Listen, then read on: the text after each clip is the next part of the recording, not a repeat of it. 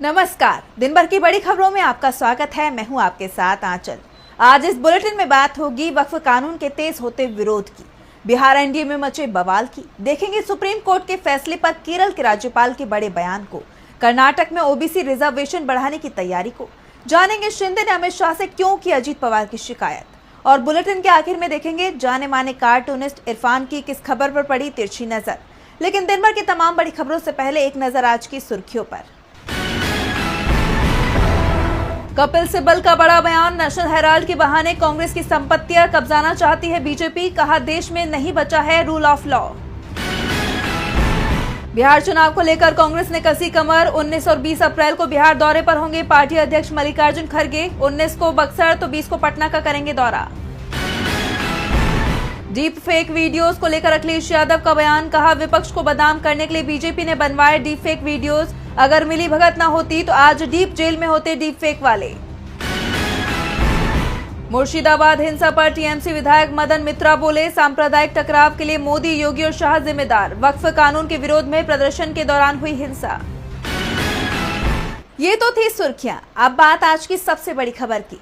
वक्फ संशोधन कानून का देश भर में जबरदस्त विरोध हो रहा है। मुस्लिम संगठन तो खुलकर इसका विरोध कर ही रहे हैं, विपक्षी दलों का भी उन्हें समर्थन मिला हुआ है। कई राज्यों में वक्फ विरोधी प्रदर्शन के चलते बीजेपी बैकफुट पर दिखाई दे रही है।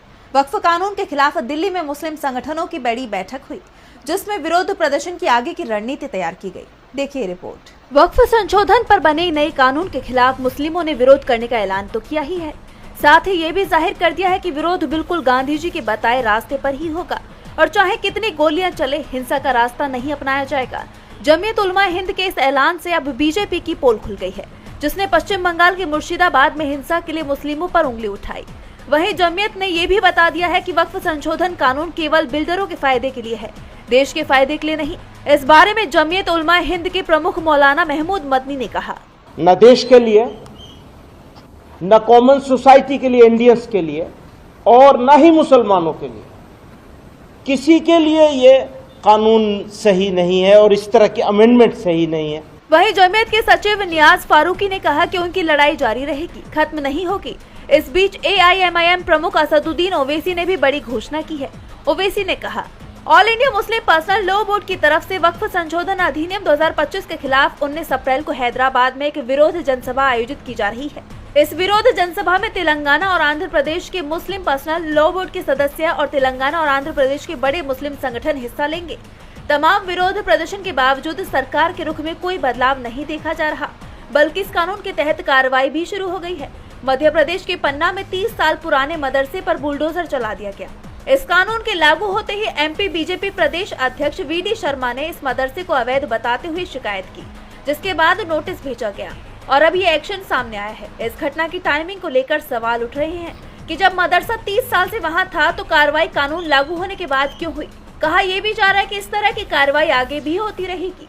वक्फ कानून के विरोध में प्रदर्शन थमते नहीं दिखाई दे रहे हैं और इसका असर बीजेपी के सहयोगियों पर भी दिखाई दे रहा है, खास तौर पर बिहार में, जहां इसी साल विधानसभा चुनाव होने हैं। चुनाव से पहले ही एनडीए के अंदर टकराव तेज होता जा रहा है और अब तो यहाँ तक कहा जा रहा है कि एनडीए चुनाव से पहले टूट सकता है। बिहार में 5-6 महीने में विधानसभा चुनाव का ऐलान हो जाएगा। चुनाव को लेकर महागठबंधन में जहां सीट बंटवारे को लेकर बातचीत शुरू हो गई है, जल्दी ही इसका ऐलान भी हो जाएगा, तो एनडीए में इसे लेकर जमकर टकराव हो रहा है। जीतन राम मांझी ने तो एक बार फिर से 40 सीटों पर लड़ने का दावा कर दिया है। इसके साथ ही पूर्णिया जिले की कसवा सीट पर उन्होंने पार्टी के उम्मीदवार के नाम का भी ऐलान कर दिया है, जिससे एनडीए के अंदर नाराजगी दिखाई दे रही है, क्योंकि इस सीट पर जेडीयू की भी नजर बनी हुई थी। इसे लेकर एनडीए की बैठक में भी टकराव दिखाई दिया। बिहार बीजेपी कार्यालय में एनडीए की बैठक में जेडीयू के कार्यकारी अध्यक्ष संजय झा और केंद्रीय मंत्री ललन सिंह ने बीजेपी को चेतावनी दे दी कि अगर नीतीश कुमार को सीएम उम्मीदवार घोषित नहीं किया गया तो इसका एनडीए को जबरदस्त नुकसान उठाना पड़ेगा। जेडीयू की तरफ से साफ कर दिया गया है कि एनडीए को नीतीश के नाम का ऐलान करना ही होगा। जेडीयू के सख्त तेवरों को देखते हुए बीजेपी नेता और डिप्टी सीएम सम्राट चौधरी ने जरूर ये कह दिया कि नीतीश कुमार ही एनडीए के नेता हैं और आगे भी रहेंगे, लेकिन उनकी सीएम उम्मीदवारी पर अभी तक बीजेपी हाईकमान ने मुहर नहीं लगाई है। सबसे बड़ी बात तो ये है कि एनडीए की बैठक पटना में बुलाई गई थी और नीतीश कुमार ने इस बैठक से भी किनारा कर लिया। तो दूसरी तरफ चिराग पासवान के तेवर भी सख्त होते दिखाई दे रहे हैं। अब वो नीतीश कुमार पर भी तंज कस रहे हैं। साफ है, बिहार में चुनाव से पहले ही एनडीए बिखरता दिख रहा है। बिहार में एनडीए में टूट के लगातार चर्चा हो रही है, तो सुप्रीम कोर्ट का एक हालिया फैसला भी काफी चर्चा में बना हुआ है। किसी भी राज्य सरकार के बिल को पास करने या लौटाने के लिए सुप्रीम कोर्ट ने राज्यपाल और राष्ट्रपति दोनों को ही डेडलाइन दे दी है।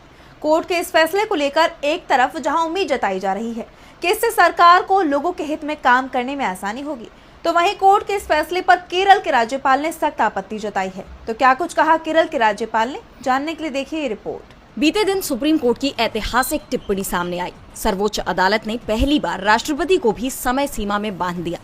राज्यपालों को पहले ही कोर्ट ने किसी भी प्रस्ताव पर फैसला करने के लिए 3 महीने का वक्त दिया था और फिर राष्ट्रपति को भी 1 महीने में फैसला करने की बात कही। केरल के राज्यपाल राजेंद्र आर्लेकर ने सुप्रीम कोर्ट के इस फैसले को जुडिशियल ओवररीच बताया है। जुडिशियल ओवररीच शब्द कोर्ट के लिए इस्तेमाल किया जाता है। इसका मतलब कोर्ट का सीमा पार कर कार्यपालिका और विधायिका में दखल देना होता है। राजेंद्र आर्लेकर ने कहा कि अगर कोर्ट संविधान में संशोधन करेगा तो संसद और विधानसभा की क्या भूमिका रहेगी। संविधान में गवर्नर के लिए विधेयकों पर फैसला लेने की समय सीमा नहीं है। कोर्ट की तरफ से 3 महीने की सीमा तय करना संविधान संशोधन जैसा है। 2 जज संविधान का स्वरूप नहीं बदल सकते। न्यायपालिका खुद मामलों को सालों तक लंबित रखती है। ऐसे में राज्यपाल के पास भी अपने कारण हो सकते हैं। वहीं अपने राज्य में हालात पर बात करते हुए आर्लेकर ने आगे बताया कि केरल राजभवन में कोई भी बिल लंबित नहीं है। हालांकि कुछ बिल राष्ट्रपति को भेजे गए हैं। आपको बता दें कि केरल सरकार ने भी राज्यपाल के पास लंबित बिल को लेकर सुप्रीम कोर्ट में अपील की है। मामले में 13 मई को सुनवाई है।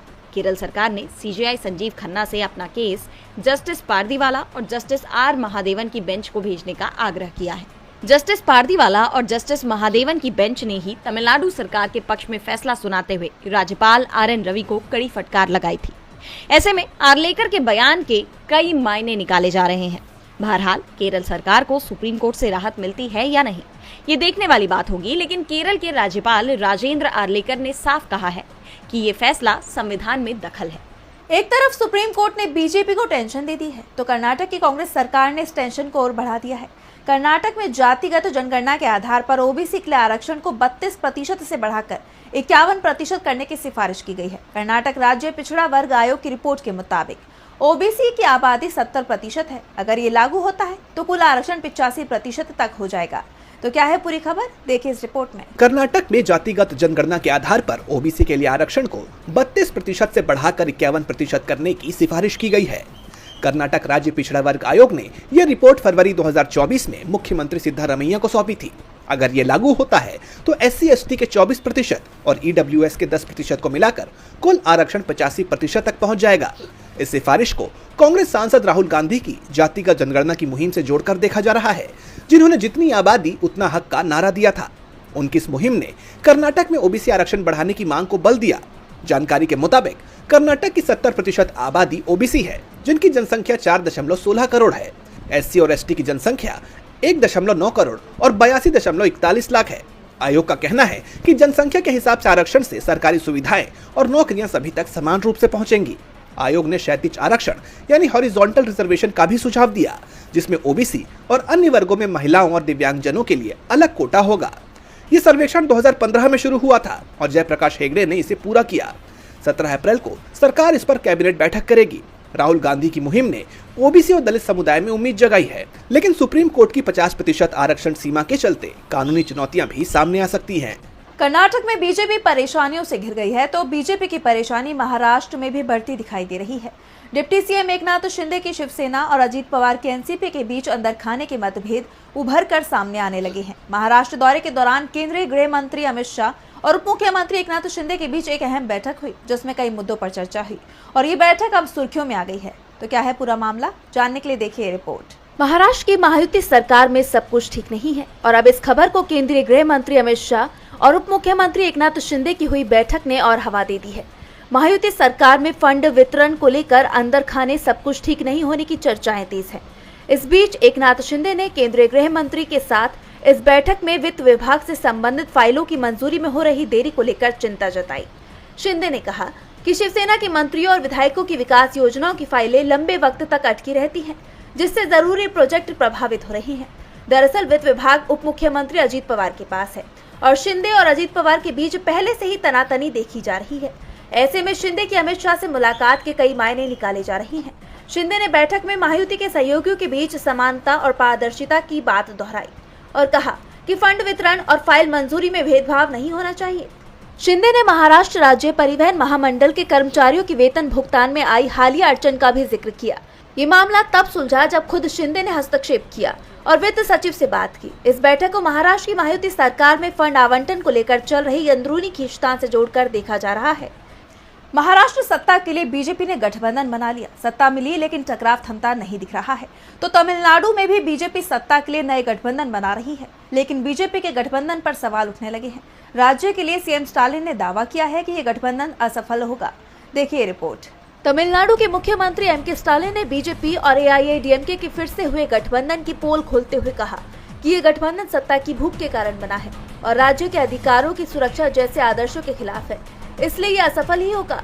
बता दें कि राज्य की मुख्य विपक्षी पार्टी अन्ना द्रमुक और केंद्र में सत्तारूढ़ राष्ट्रीय पार्टी भाजपा के बीच गठबंधन की घोषणा पर प्रतिक्रिया व्यक्त करते हुए स्टालिन ने कहा कि अन्ना द्रमुक नीट यानी कि मेडिकल प्रवेश परीक्षा, हिंदी थोपने, 3 भाषा नीति और वक्फ अधिनियम का विरोध करने का दावा करती है और ये भी कहती है कि परिसीमन के दौरान तमिलनाडु का प्रतिनिधित्व कम नहीं होना चाहिए। लेकिन क्या ये सभी बातें बीजेपी के साथ न्यूनतम साझा कार्यक्रम का हिस्सा है? स्टालिन ने कहा कि गृह मंत्री अमित शाह ने इनमें से किसी के बारे में बात नहीं की तथा अन्ना द्रमुक नेतृत्व को कुछ बोलने तक नहीं दिया। उन्होंने प्रेस वार्ता का इस्तेमाल केवल डीएमके सरकार और उनकी आलोचना करने के लिए किया। स्टालिन ने कहा कि जब शाह ने एआईएडीएमके के साथ गठबंधन की बात करते हुए डीएमके भ्रष्टाचार के बारे में बात की थी तो तमिलनाडु के लोग निश्चित रूप से हंसे होंगे, क्योंकि एआईएडीएमके नेता और पूर्व सीएम जयललिता को भ्रष्टाचार के आरोपों के चलते 2 बार अपना पद छोड़ना पड़ा तथा उन्हें बेंगलुरु की एक विशेष अदालत ने आय के ज्ञात स्रोत से अधिक की संपत्ति के मामले में 4 साल की कैद की सजा सुनाई। यदि बीजेपी जयललिता की पार्टी से गठजोड़ करती है तो क्या वो भरोसे से भ्रष्टाचार के बारे में बोल सकती है? दक्षिण भारत में पैर जमाने की बीजेपी की कोशिश नाकाम होती दिखाई दे रही है तो यूपी की योगी सरकार के बाद अब उत्तराखंड की धामी सरकार को भी बुलडोजर एक्शन को लेकर अदालत की नाराजगी का सामना करना पड़ा है। नैनीताल हाईकोर्ट ने साफ पूछा है कि आप बस्तियों में रहने वाले पर कार्रवाई करते हैं लेकिन रसूखदारों पर कार्रवाई क्यों नहीं होती?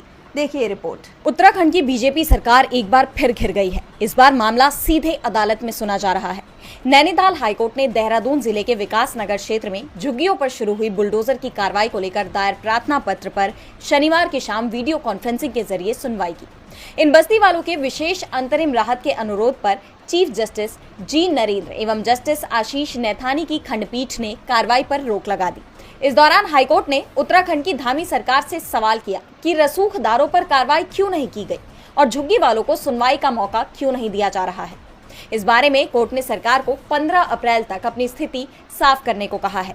याचिकाकर्ताओं के अधिवक्ता अभिजय नेगी ने कोर्ट को बताया कि विकास नगर क्षेत्र में प्रशासन की ओर से 5 अप्रैल को 3 दिन के अंदर अतिक्रमण हटाने के नोटिस दिए गए हैं। 20 लोगों को ये नोटिस दिए गए जो झुग्गी वाले हैं, जबकि एसडीएम की रिपोर्ट में 2 रसूखदारों के अतिक्रमण का जिक्र है जो नाले के पास निर्माण कर रहे हैं। खंडपीठ ने इस पर सख्त नाराजगी जताते हुए नोटिसों के क्रियान्वयन पर रोक लगा दी। और बुलेटिन के आखिर में देखेंगे जाने माने कार्टूनिस्ट इरफान की किस खबर पर पड़ी तिरछी नजर।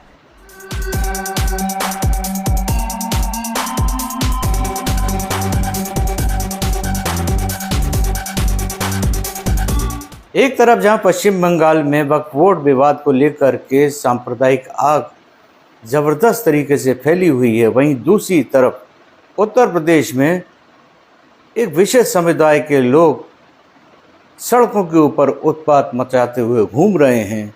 नंगी तलवारें और हथियार लेकर के गालियां बकते हुए और पूर्व मुख्यमंत्री को भी मारने की धमकी देते हुए दिखाई दे रहे हैं।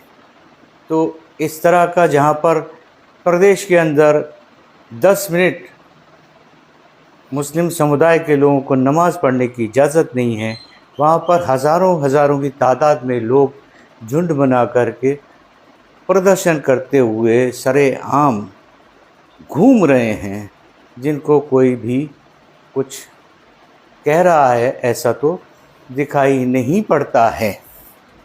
ऐसे में क्या प्रशासन के सीसीटीवी कैमरे और बुलडोज़र काम करना बंद कर देते हैं?